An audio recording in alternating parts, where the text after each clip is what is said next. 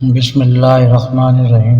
یونس نے ابن شہاب سے روایت کی کہ عطا بن یزید نے انہیں خبر دی کہ عمران نے، جو حضرت عثمان رضی اللہ عنہ کے آزاد کردہ غلام ہیں، انہیں بتایا کہ حضرت عثمان رضی اللہ عنہ نے وضو کے لیے پانی منگوایا اور وضو کیا تو دونوں ہاتھوں کو 3 بار دھویا، پھر کلی کی اور ناک میں پانی ڈال کر ناک جھاڑی، پھر 3 بار چہرہ دھویا، پھر 3 بار دایاں بازو کونیوں تک دھویا، پھر اسی طرح بایاں بازو دھویا، پھر اپنے سر کا مسح کیا، پھر 3 بار اپنا دایاں پاؤں ٹخنوں تک دھویا، پھر اسی طرح بایاں پاؤں دھویا۔ پھر کہا، میں نے رسول اللہ صلی اللہ علیہ وسلم کو دیکھا تھا کہ آپ نے اسی طرح وضو کیا جس طرح میں نے اب کیا ہے۔ پھر رسول اللہ صلی اللہ علیہ وسلم نے فرمایا، جس شخص نے میرے اس وضو کی طرح وضو کیا، پھر اٹھ کر 2 رکعتیں ادا کی،